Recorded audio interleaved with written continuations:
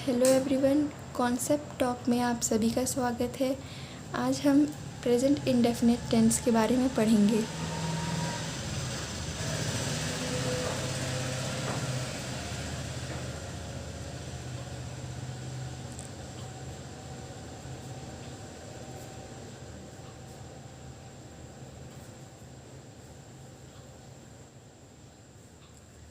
तो पहले हम ये देखते हैं कि प्रेजेंट इंडेफिनिट टेंस क्या होता है। प्रेजेंट इंडेफिनिट टेंस के सेंटेंस हमें यह बताते हैं कि कोई भी कार्य या वर्क वर्तमान समय में प्रेजेंट टाइम में हो रहा है। और हम प्रेजेंट टेंस की पहचान कैसे करेंगे? देखिए, जो भी हमारे रेगुलर एक्शंस होते हैं, मतलब हम अपनी डेली लाइफ में जो भी काम करते हैं, कोई भी एक्शन करते हैं, तो वह रेगुलर एक्शन कहलाते हैं। और जो रेगुलर एक्शन होते हैं उसे ही उन्हीं एक्शन या उन्हीं सेंटेंसेस को हम प्रेजेंट इंडेफिनिट टेंस कहते हैं। जैसे ही ईट्स फूड, वह खाना खाता है। तो ये तो हमारे डेली एक्शंस हैं, वह खाना खाता है, खाती है, या जो भी। और जैसे शी कुक्स फूड,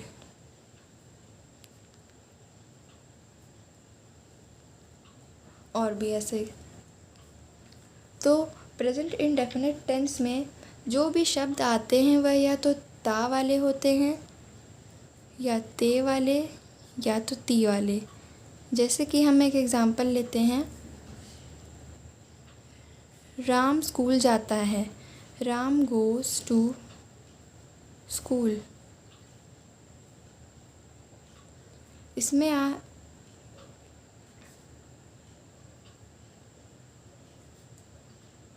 इसमें हमारा ता का प्रयोग हो रहा है। जैसे अब दूसरा एग्ज़ाम्पल लेते हैं,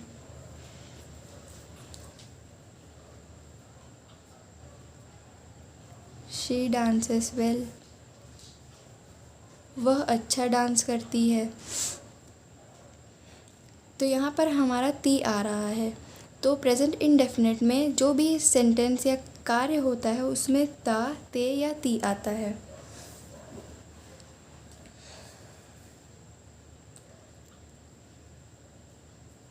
अब हम चलिए देखते हैं कि प्रेजेंट इंडेफिनिट टेंस में किसी भी सेंटेंस की फॉर्मेशन कैसे करते हैं। उसके लिए हमें एक रूल याद करना पड़ेगा। सब्जेक्ट, फिर वर्ब की फर्स्ट फॉर्म, और फिर ऑब्जेक्ट।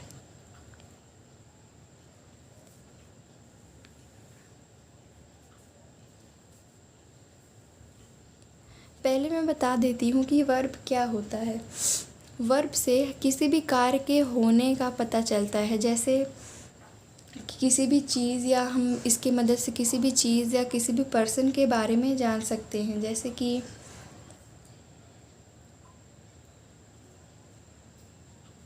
ही राइट्स,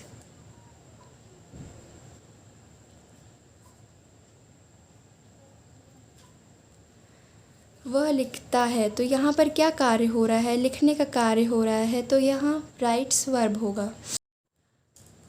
जैसे यहाँ पर लिखा है कि वर्ब की फ़र्स्ट फॉर्म, तो इसका मतलब कि वर्ब की और भी फॉर्म है।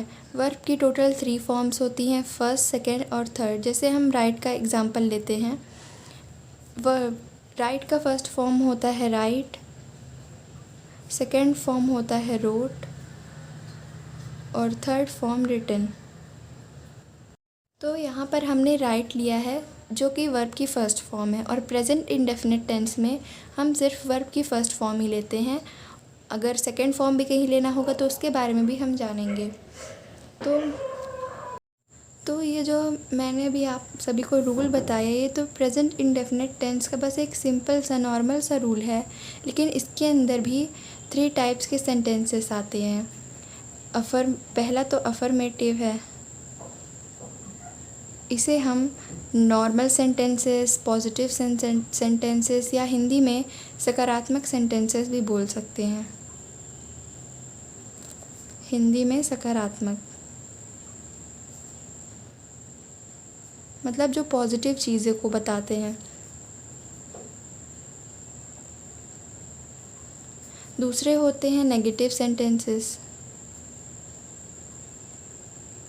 जो नकारात्मक चीज़ों को बताते हैं।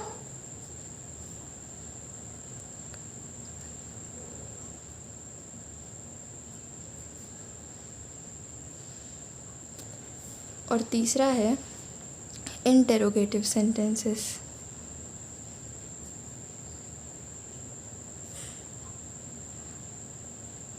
अब देखते हैं कि इंटेरोगेटिव सेंटेंसेस को हम हिंदी में प्रश्नवाचक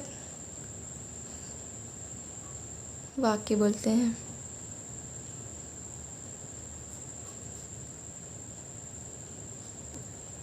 अब ये दोनों तो हमें समझ में आ रहा है कि अफर्मेटिव में कोई भी हम डेली जो भी चीज़ बोलते हैं पॉजिटिव बोलते हैं वो होते हैं, और नेगेटिव में हम जो कोई भी चीज़ नकारात्मक बोलते हैं उसमें ना जोड़ देते हैं तो वह नेगेटिव सेंटेंसेस होते हैं।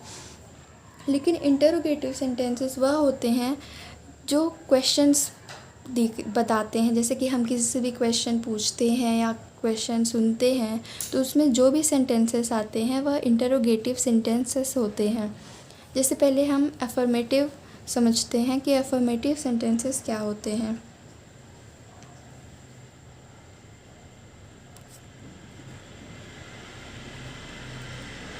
अफर्मेटिव सेंटेंसेस, हम कोई भी बात कहते हैं वह या तो सिंगुलर होती है या तो प्लूरल, मतलब या तो किसी एक इंसान के लिए होती है या तो कई सारे लोगों के लिए होती है।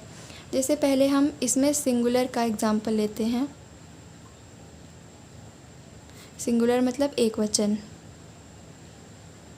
एक वचन में हम देखते हैं कि इसमें हम कैसे सेंटेंसेस बना सकते हैं। पहले हम इसमें जैसे यहाँ पर हमने देखा हम सब्जेक्ट लेंगे, फिर इसमें वर्ब की फ़र्स्ट फॉर्म ही लेनी है, वर्ब की फ़र्स्ट फॉर्म लेंगे और फिर इसमें एस और ई एस लगाते हैं और फिर ऑब्जेक्ट। देखिए फॉर एग्ज़ाम्पल जैसे he goes to park daily.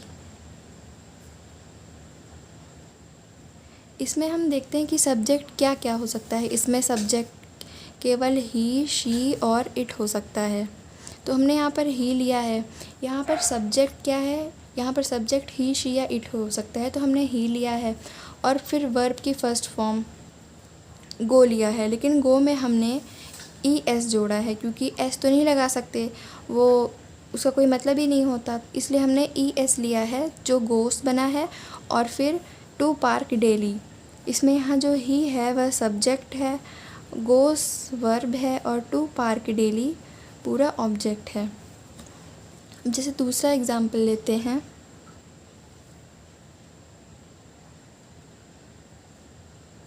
She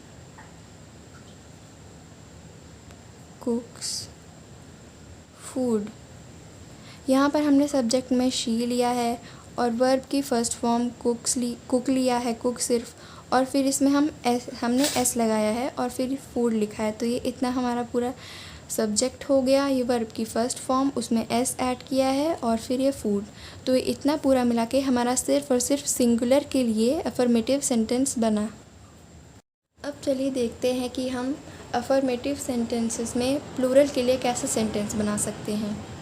इसमें जैसे कि हम बहुवचन की बात करते हैं, प्लूरल मतलब बहुवचन होता है, सिंगुलर मतलब एक वचन और प्लूरल मतलब बहुवचन। तो यहाँ पर एक से ज़्यादा लोगों की बात हो रही है तो यहाँ पर हम एस और ई एस नहीं ऐड करेंगे। यहाँ पर खाली सिर्फ और सिर्फ सब्जेक्ट, फिर वर्ब की फ़र्स्ट फॉर्म और फिर ऑब्जेक्ट ले लेंगे। जैसे फॉर एग्ज़ाम्पल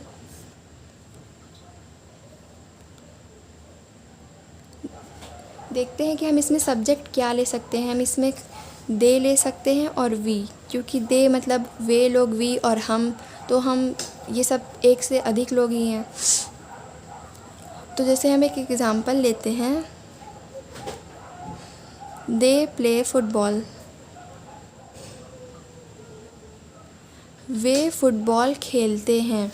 तो यहाँ पे हमने सब्जेक्ट में दे लिया है, वर्ब की फ़र्स्ट फॉर्म में प्ले लिया है और हमें यहाँ पर एस और एस नहीं ऐड करना है, और फिर फुटबॉल लिया है जो कि ऑब्जेक्ट है। तो प्लूरल का भी बहुत ही आसान है, उसमें खाली सिर्फ उसमें एस और ई एस ऐड नहीं करना है, सिर्फ सब्जेक्ट, फिर उसके बाद सब्जेक्ट में दे और वी, और फिर वर्ब की फर्स्ट फॉर्म, और फिर उसके बाद ऑब्जेक्ट ले लेना है। अब जैसे मैंने आपको बताया था कि अफर्मेटिव के बाद नेगेटिव सेंटेंसेस आते हैं, तो हम अब उसके बारे में बात करते हैं। नेगेटिव सेंटेंसेस में बस इतना करना है कि हमें जैसे पॉजिटिव सेंटेंसेस में ही सिर्फ नॉट लगा देना है, और फिर वो नेगेटिव बन गया, नकारात्मक बन गया। जैसे हमारे एफर्मेटिव सेंटेंसेस में सिंगुलर और प्लूरल के अलग अलग रूल्स थे, जैसे ये और जो उधर मैंने बताया था, वैसे इसमें भी नेगेटिव सेंटेंसेस में भी सिंगुलर और प्लूरल के अलग अलग रूल्स होते हैं। जैसे कि अगर सेंटेंस सिंगुलर है तो हम उसमें सब्जेक्ट लेंगे। सिंगुलर में तो हम सब्जेक्ट ही, शी और इट लेते हैं, फिर उसके बाद डज लेंगे। नेगेटिव सेंटेंसेस में प्रेजेंट इंडेफिनिट टेंस में नेगेटिव सेंटेंस में हम डू और डस का भी यूज़ करते हैं नेगेटिव सेंटेंस के साथ। डज नॉट, फिर वर्ब की फर्स्ट फॉर्म, और फिर ऑब्जेक्ट लेंगे।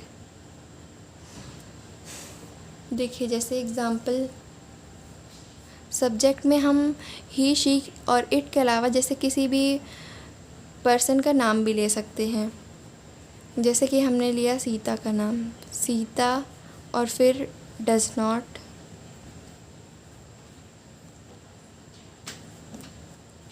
और फिर वर्ब की फर्स्ट फॉर्म लेंगे, कुक्स फूड।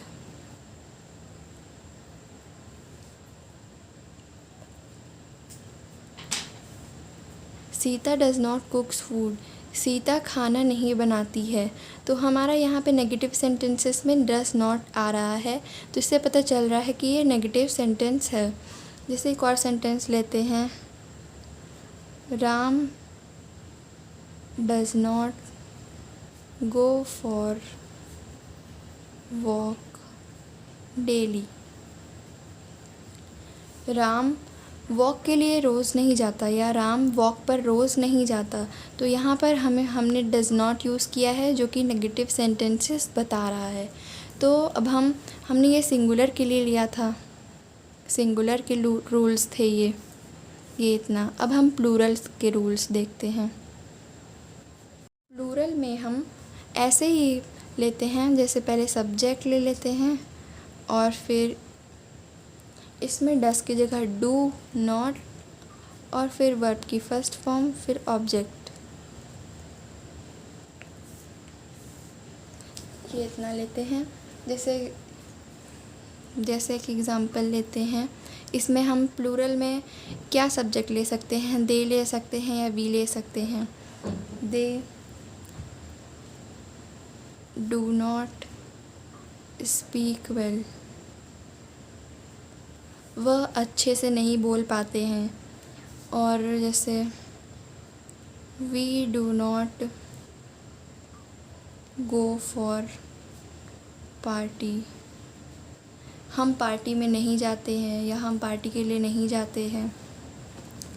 तो प्लूरल में हमें डू नॉट लगाना होता है, और सिंगुलर में हमें डज नॉट लगाना रहता है। बस दोनों में इतना ही डिफरेंस है। देखिए हमने सब्जेक्ट में ही, शी, इट, दे और वी का तो यूज़ कर लिया, लेकिन अब हम ये सोचते हैं कि हम कभी कभी सब्जेक्ट के जगह पर आई और यू का भी तो यूज़ करते हैं। तो लेकिन जैसे पहले देखते हैं कि आई सिंगुलर है या प्लूरल। तो आई जो होता है वह सिंगुलर होता है, एक व्यक्ति के बारे में बताता है वो। जैसे लेकिन उसमें हम एस और ई एस नहीं लगाते। इसीलिए मैंने पहले जहाँ मैंने आपको एस और ई एस के बारे में बताया था, इसलिए मैंने वहाँ पर आपको इसके बारे में नहीं बताया था। तो आई का रूल कुछ ऐसा होता है, हम सब्जेक्ट की जगह आई लेते हैं और फिर वर्ब की फ़र्स्ट फॉर्म लेते हैं और फिर ऑब्जेक्ट लेते हैं, ऑब्जेक्ट। तो आई के लिए हमें ये रूल फॉलो करना पड़ता है। जैसे कि for example, I like you, अगर हम इसमें एस लगा दें तो आई likes you, I likes you तो कोई भी नहीं बोलता, इसका मतलब कुछ भी नहीं होता। तो इसलिए हम इसमें एस नहीं लगाते, इसलिए और इसीलिए इसका रूल अलग है। जैसे दूसरा एग्ज़ाम्पल लेते हैं, आई बिलोंग टू दिल्ली, मैं दिल्ली से बिलोंग करता हूँ। जैसे बहुत लोग गलत बोलते हैं कि आई बिलोंग्स टू दिल्ली, वो बिल्कुल भी सही नहीं है, वो पूरा पूरा गलत है। तो अब यू का देखते हैं। जैसे आई मैंने बताया कि सिंगुलर है, लेकिन यू सिंगुलर नहीं है, वह प्लूरल है।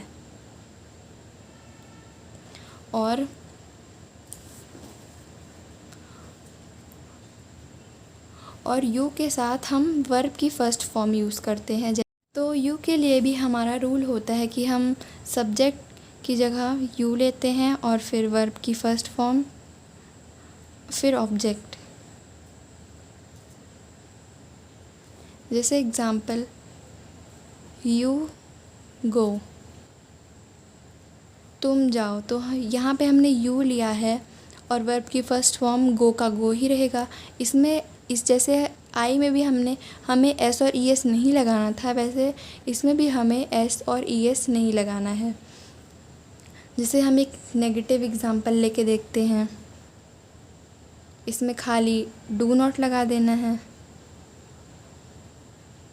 क्योंकि जैसे मैंने बताया कि यू प्लूरल है और प्लूरल में हम डस नहीं लगाते, डू लगाते हैं। तो सिर्फ इसमें डू लगेगा, यू डू नॉट गो, आप मत जाओ। अब हम देखते हैं कि प्रेजेंट इंडेफिनिट टेंस में इंटरोगेटिव सेंटेंसेस कैसे बनाएंगे।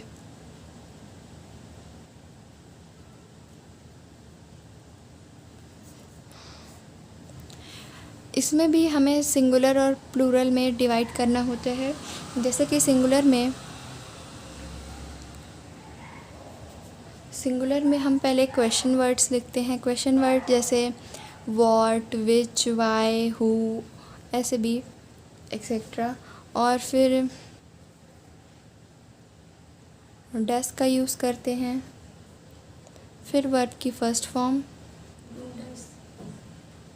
फिर ऑब्जेक्ट। सिंगुलर में हमें क्वेश्चन वर्ड के साथ डस का यूज़ करना रहता है और प्लूरल में डू का यूज़ करना रहता है। सिंगुलर का एग्जांपल हम एक लेते हैं, जैसे which book does she read,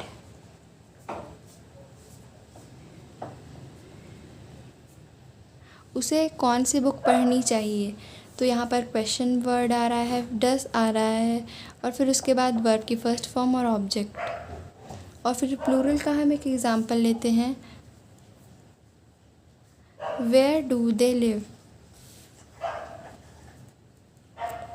वह कहाँ रहते हैं। तो क्वेश्चन वर्ड यहाँ हमने वेयर लिया है और डू का यूज़ किया है और फिर वर्ब की फ़र्स्ट फॉर्म और ऑब्जेक्ट। लेकिन अगर क्वेश्चंस ऐसे पूछे जा रहे हैं कि क्या वह गए, क्या तुम गए, तो उसके लिए हमें ये जो हेल्पिंग वर्ब होते हैं डू और डस, ये हमारे हेल्पिंग वर्ब हैं। तो जो डू और डस होते हैं वह पहले आ जाते हैं क्वेश्चन वर्ड्स की जगह, फिर उसके बाद सब्जेक्ट, डू या डस आते हैं, फिर सब्जेक्ट, फिर वर्ब की फ़र्स्ट फॉर्म, फिर ऑब्जेक्ट। जैसे मैं दोनों का एक एक एग्ज़ाम्पल लेके बताती हूँ। डू का example, do we go now,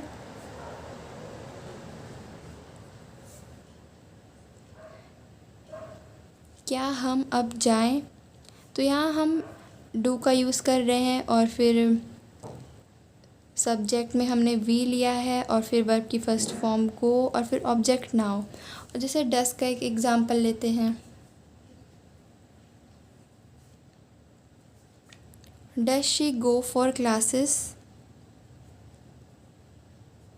क्या वह अपनी क्लासेस करने के लिए जाती है? तो यहाँ हमने डस का यूज़ किया है, फिर सब्जेक्ट शी, गो वर्ब की फर्स्ट फॉर्म और फिर फॉर क्लासेस ऑब्जेक्ट। तो अगर हमारा क्वेश्चन ऐसे शुरू होता है कि क्या वह गए, क्या वह मार्केट गए या जहाँ भी गए, तो हम इसमें हेल्पिंग वर्ब जो डू और डस होता है उसे पहले लाते हैं, फिर सब्जेक्ट उसके बाद, फिर वर्ब की फर्स्ट फॉर्म, फिर ऑब्जेक्ट। तो इंटरोगेटिव सेंटेंस यहीं पर ख़त्म होता है और हमारा प्रेजेंट इंडेफिनिट टेंस भी, इसमें हमने अभी पॉजिटिव, नेगेटिव, अफर्मेटिव, नेगेटिव और इंटरोगेटिव सेंटेंस के बारे में समझा है। इसके बाद हम नेक्स्ट वीडियो में प्रेजेंट कंटिन्यूअस टेंस के बारे में पढ़ेंगे। तो अगर आपको समझ में आया हो तो प्लीज़ वीडियो को लाइक कीजिए, और कोई भी प्रॉब्लम हो, कोई भी डाउट हो तो कमेंट बॉक्स में प्लीज़ कमेंट कीजिए और हमारे चैनल को सब्सक्राइब कीजिए। Thank you.